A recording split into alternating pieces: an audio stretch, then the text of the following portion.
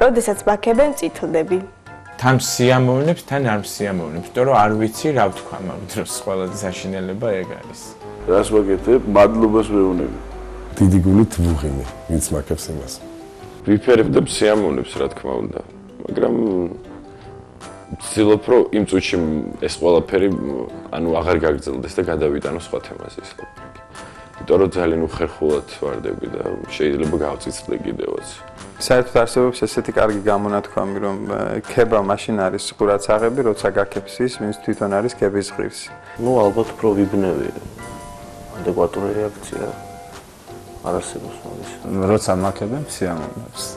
ზოგჯერ წითლები კიდევაც როცა მაქებენ, მაგრამ ზოგჯერ სიამოვნებისგან სახე მებადრება. თუ კი ეს არის ესეთი ფორმალური ქება, ამ მხრივ ძალიან თავისუფლად ვარ და არა უხერხულობას არ გრძნობ და თუ კი ვიღაცისგან რაღაც ესეთი გულწრფელობა არის და თან დამაჯერებლობა და თან აშკარად ადამიანს უნდა რომ დიდხანს ილაპარაკოს, მინდა ხოლმე რომ მიწა გამისკეს, მაგრამ ეს ხშირად არ ხდება ასეთი რაღაცა ძირითადად მლანძღავენ. როდესაც მაქებენ, ძირითადად ვრითავს და ფიქრობ, სად წავიდე, ან რა უნდა მოხდეს ახლა. ეს დაახლოებით იგივე, როცა სუფრაზე გადღეგრძელებენ, არ ვიცი რა ამოცანა მაქვს, რა შეიძლება ამ დროს ვაკეთო. მისტორდება მაგრამ რა. სიამოვნებს რა უნდა გავაკეთო ახლა, როცა გაქებენ სიამოვნებს რა. რა ვიცი, მაიმუნობას ვიწყებ და კარგით არ გინდათ და რაღაცა მწვენე ახლა მერიდება.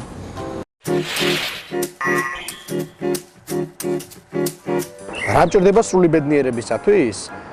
აი ვიჯდი აქ ამ ბაღში აქ დარბოდენ ჩემი 3-4 შვილიშვილები და შვილიშვილები დარბოდეს.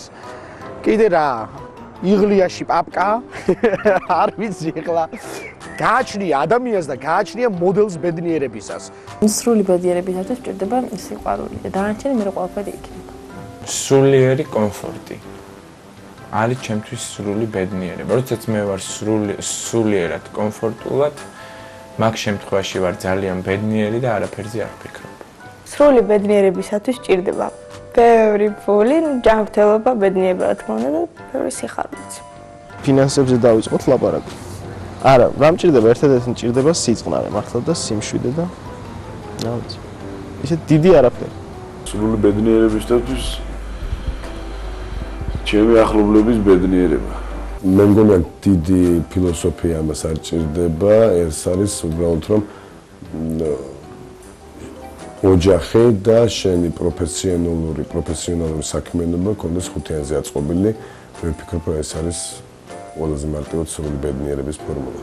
სრული ბედნიერებისათვის მჭირდება კიდე 3 შვილი. არაფერი. ვარ სრულიად ბედნიერი. ჭირდება ბევრი ფული, ჭირდება აუცილებლად ფულს ცოტა ქვევით ჩამოვწევ, აუცილებლად ჭირდება საყვარელი ადამიანი და მასთან ერთად ცხოვრება და შვილები და აი მე ვფიქრობ, რომ სრული ბედნიერება ჩემთვის ეს არის. ვარსკვლავის დაავადება არ მაწუხებს. ეგ რომელი? კენჭის გავლა? მასკაებალე ეს? არა მგონია ახლა ვარსკვლავის დაავადება რომ მაწუხებდეს, მე მგონი პირიქით. ხანდახან ისე ვიქცევ ხოლმე როგორც არა ვარსკვლავი. ვთვლი რომ არაფერი არ არის ისეთი დაუშვათ რის გამოც შეიძლება რომ ესე საკუთარი თავი რაღაც ესეთ ყველაფერს წინ დააყენო. მე ვფიქრობ რომ არ მაწუხებს ეს დაავადება და ძალიან მინდა რომ არ შემეყაროს და სადმე არ ვიპოვო. მე ვფიქრობ რომ ვარსკვლავის დაავადება არც ერთ ადამიანს საქართველოში არ უნდა აწუხებდეს, ყველა ადამიანი არის თანაბარი ადამიანი, მით უმეტეს საქართველოში. რა ვიცი, მე მგონი არ მაწუხებს. ვარსკვლავით მაწუხებენ რა. საღამოობით. არა მარტო მე, არამედ ქუჩის ბიჭებს საერთოდ ეს თვისება მე მგონი ამოღებული გვაქვს შინაგანი სამყაროდან, იმიტომ რომ აბსოლუტურად ნოლიდან გავიარეთ იქამდე სადაც და მისულიყავით და აქედან გამომდინარე ნაკლებად გვაწუხებს ეს დაავადება. იცი რატო არ მქონია ვარსკვლავური დაავადება, იმიტომ რომ ძალიან პატარა ვიყავი, როცა უკვე ვარსკვლავებთან ურთიერთობა მქონდა. და ანუ ძალიან დიდი გზა გავიარე მანამ სანამ მოვედი დღემდე. ვარსკვლავური დაავადება არ მაწუხებს, მე მგონია ყოველ შემთხვევაში ალბათ ჩემ ირგვლივ ყოფს უფრო იოლად შეუძლია ამაზე იმჩნევას. მე მგონი არა. უნდა იყო ხვიდი შენივე ვარსკვლავობისთვის, რომ უცბად ისე არ აკაშკაშდებ, თქვათ, შენივე წარმოსახვაში, რომ მოიხედო და უკვე ჩამქრალი იყო. ვარსკვლავის დაავადება კი არ მაწუხებს, მაგნიტური ველები მაწუხებს. ვარსკვლავი რო ხარ, უკვე ავად აღარ ხარ. ავად ხარ, სანამ ვარსკვლავი არ ხარ. როგორც კი ხარ ვარსკვლავი, просто ვარსკვლავი ხარ, ავად აღარ ხარ. ვარსკვლავი, ვაიმე ხალხო რა ვარსკვლავი, ვინაა ვარსკვლავი საქართველოში? ვაიმე, ეხლა მცემენ ხო?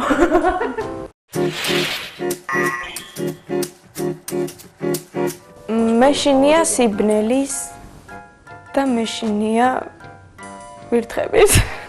აი არაფრის არ მეშინია. ვირთხების მეშინია ძალიან ცუდად ხდები, როდესაც ვირთხებს ხედავ, მაგრამ ნუ პრინციპში ისიც ხშირად არ მეფეთებიან ხოლმე და ამიტომ არაფრის არ მეშინია ითვლება. ნუ მე მეშინია უბედური შემთხვევის და უბედურ შემთხვევაში შეიძლება ვიგულისხმო კიდევ თქვა აი ღამურის შემოფრენა მანქანაში ან მაგდაგვარი რამე. საერთოდ მეშინია ბავშვობიდან ძაღლების, იმიტომ რომ ბავშვობაში მახსოვს რაღაცებს ვიპარავდით, თქვათ, ჩავდიოდით სოფელში რაღაცებს ვიპარავდით, ხან ბალს, ხან ტრემოს და იქ ძაღლები იყო დაღმული და სულ მოგზევდნენ ეს ძაღლები. ძაღლების მეშინია ძალიან ყველანაირი მნიშვნელობით პირდაპირ და გადადა. საჩურის ეხლა უფრო მეშინია რაღაცების ვიდრე ბავშვობაში. ეხლა მაგალითად ძალიან მეშინია ძაღლების. ადრე ზედაც არ ვაფურთხებდი უკაცრავად ამ გამოთქვისათვის. ნუ არის მილიონი შიში. ყველაზე უფრო ისეთი სერიოზული შიში არის გარკვეული მოლოდინის. შიში იმისა, რომ რაღაცის შესაძლოა შეგეშინდეს. აი ეს არის ყველაზე მტკივნეული შიში. ობობების მეშინია. და ზუიგენის მეშინია კიდე ძალიან. სიმაღლის მეშინოდა, მაგრამ ეხლა აღარ მეშინია, გადამიერა.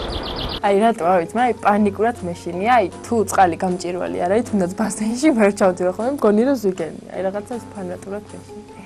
ძალიან მეშინია მიწისძვრის. ძალიან. მიწისძვრის მეშინია თქო, ვერ გეტყვი, მაგრამ მეშინია იმიტომ რომ სხვებს ეშინია.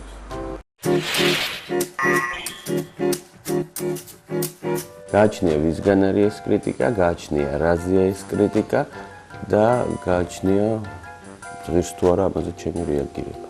მე თვითონ ჩემი თავისადმი ვარ ძალიან კრიტიკული და ამიტომ ამას ძალიან ნორმალური რეაქცია მაქვს, იმიტომ რომ სიამოვნებს პირიქით, როდესაც რამე შენიშნებს მაძლევენ ესეთი კორექტული ადამიანები. კრიტიკაზე არ რეაგირებ, უბრალოდ ვითვალისწინებ კარგ რჩევებს.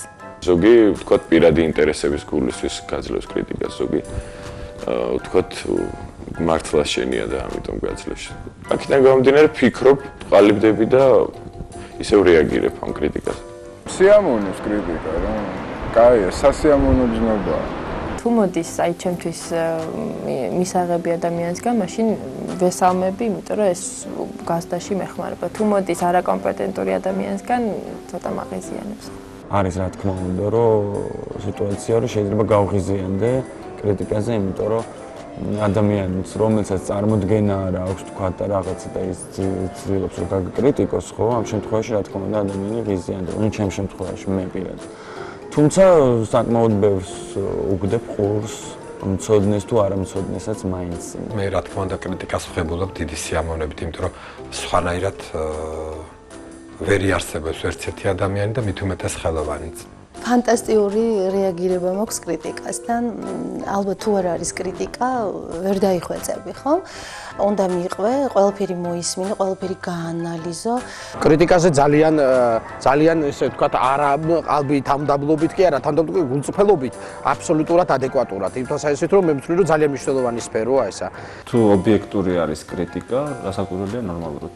თუ სწორი კრიტიკა, რა თქმა უნდა, ვიღებ ამ შენიშვნას კრიტიკას და ვცდილობ რომ ის გამოვასწორო. თუ იმ კრიტიკაში ვხედავ რამე სასარგებლოს ვითვალისწინებ, თუ არაფერს განსაკუთრებით სასარგებლოს არ ვხედავ, მაშინ უბრალოდ ვუღემი როგორც ადამიანს, რომელსაც თავის რაღაც კონკრეტული აზრი გააჩნია. თუ ვენდობი ვიღაცას იმ შემთხვევაში თუ ვიცი რომ ცუდი არ უნდა ჩემთვის და ისე არ ლაპარაკობს რომ და просто გამაკრიტიკოს, მაშინ ნორმალური რეაქცია მაქვს.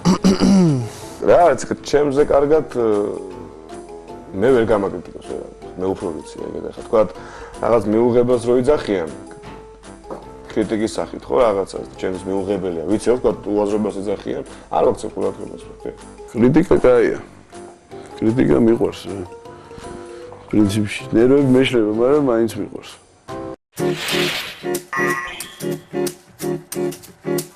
სხვანაირი სუფრა არც ვიცი მე როგორია. ქართული სუფრაზე უნდა კაი ხასიათზე იყო. შეგიძლია მოიწყინო ცოტა, შეგიძლია რა ვიცი, მაგრამ სადღეგრძელოების თქმა მიყვარს ხო? და ზოგჯერ გამომდის. ყოველთვის ჩემი დასვენების ერთ-ერთი საშუალება არის, ეს არის მეგობრებთან ერთად გასვლა და თქვათ სხვადასხვა ადგილებზე, ძალიან ლამაზი ადგილებია გასვლა იგივე ზედაზენზე და დაждდომა ბუნებაში და დალევა და სადღეგრძელოები და ძალიან მიყვარს ეს. აუ, არა, სადღეგრძელოები მაგრა არ მევასება, რადგან ქართულ სუფრაზეც მოხენა დისკოტეკაზე მირჩევნია რა ნახდათ რა. ქართული სუფრების მიმართ კარგი დამოკიდებულება მაქვს, თუმცა ადრე ვერ მიყვარდა ხოლმე ქართული რაღაც მუსიკა რო დაიწყებოდა და საცეკვაო რო იყო ქართული რაღაცა ვიმალებოდი ხოლმე, მაგრამ ეხა პირველი მე გავგვირა ხოლმე, იმიტომ რომ ძალიან შემიყვარდა ამ ბოლომდე. თუ მიწევს кейფი ძალიან ახლობელ ადამიანებთან, მე შემიძლია რაღაც გულისნადები ამოვიღო თქვა, მაგრამ თუ არც ისე ახლობელი ადამიანები არიან, ხშირად ასეც ხდება, ხო, ქართულ სუფრაზე, მაშინ მე რაღაც ლაკუნური სადღეგრძელოთი შემიძლია შემოვიდო. ქართველი ვარ, ხთან გახელი ვარ, საიდან ვარ, იცით ალბათ, თელავიდან ვარ და რა ვიცი, გენებში მიზის და სისხლში რომ აზარფეშებს ვცლი ხოლმე. თუ კი ეს არის ისეთი სუფრა, სადაც თამადას აქვს იუმორი, ანუ ჰუმორი და რომელიც გართობს ეს სუფრა არის ძალიან კარგი, მაგრამ შენ შემთხვევაში თამადებს არიან აი რაღაცა პრიმიტიული ლექტორები. აი გვიკითხავენ მეგობრობაზე, თავისუფლებაზე, რაღაცა აბსოლუტურად პრიმიტიულ ლექსებს, რომელიც არის ძალიან მოსაწყენი და ძირითად შემთხვევაში მე სუფრებზე ვერ ვჩერდები ხოლმე, სამწუხარო და ჩემ და სამარცხვინოდ. მოხენა შემიძლია ქართულ სუფრაზე ყველაზე ძალიან, სადაც შეიძლება მოვილხილო. ბევრ ადგილას შემიძლია, მაგრამ დიდი სიამოვნებით შემიძლია და სადღეგრძელოს თქმაც მიყვარს. არატრაფარეტულის მარტო, ის სიყვარულის გამოხატვა ადამიანების მიმართ. ძალიან მიყვარს ერთ ქართული სუფრა, მაგრამ molxenit ვერ ვიხენ, იმიტომ რომ ეს სადღეგრძელოები და ყანწები და ეს ცოტა შორს ვარ ამისგან, ამ ყველაფერსგან. ძირითადად რაც ჩვენ ქართულ სუფრებზე ხდება ხოლმე ეს ფორმალური სადღეგრძელოები, ძალიან ცუდად ხდები და მაქსიმალურად ვცდილობ, რომ რაც შეიძლება ნაკლებ დროში წავიდე. ჩემი ოჯახი ტრადიციული ოჯახია, აი მე რასაც ვიძახე ქართულ ტრადიციებს და აქედან გამომდინარე მაგის პრობლემაც არ მაქვს. ძალიან მიყვარს ქართული სუფრა და რაც შეეხება სადღეგრძელოებს, თუ კარგი თამადა და კარგი ორატორია, გიждდები ქართულ სადღეგრძელოებს. მე ვაღიარებ, რომ არანაირად არ მოწოს სადღეგრძელოები, ცუდი გაგებით არ ვარ, უბრალოდ არ მიმაჩნია სერიოზულად. და აი ტრადიციულ ქართულ სუფრაზე ვერანაირად ვერ ვილხენ მაქსიმალურად ვცდილობ ხოლმე რომ მალე ავდგე ხოლმე სუფრიდან, იმიტომ რომ რაღაც სერიოზულად ვერ აღვიქო.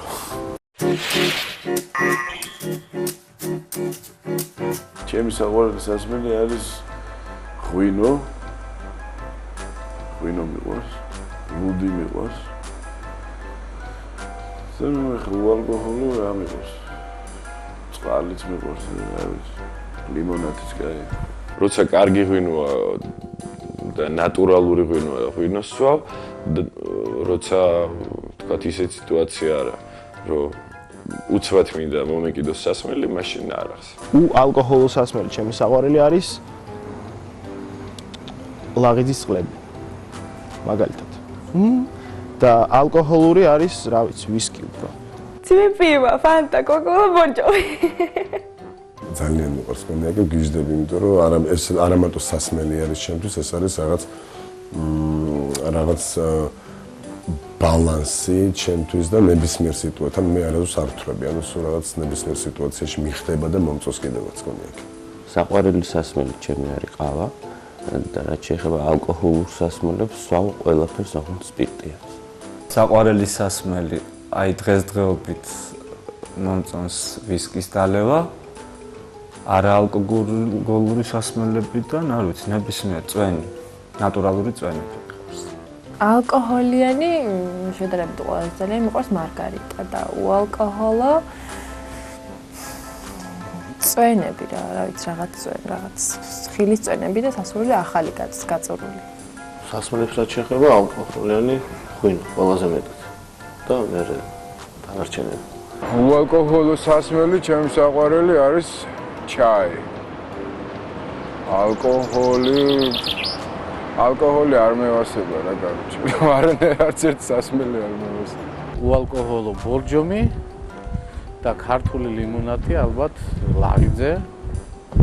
რაც შეეხება ალკოჰოლიან სასმელს, პირველ რიგში ღვინო და შემდეგ ალბათ შამპანიური. ალკოჰოლიანი სასმელი არ მიყვარს, თუმცა მიყვარს ტეკილა, იმიტომ რომ არასდროს არ მაქვს პახმელია, ხო? ეს როგორ არის ქართულად და მომეწონა სიტყვა და უალკოჰოლო ალბათ ნატურალური წვენი და მირჩევნია სახში გაწურული, იმიტომ რომ მაინც ეს რო იყიდები მგონია რომ არ არის ნატურალური და თან პრინციპში აწერია კიდევაც რომ ბოლომდე არ არის, ამიტომ სახში გაწურული ნებისმიერი ხილის წვენი მიყვარს.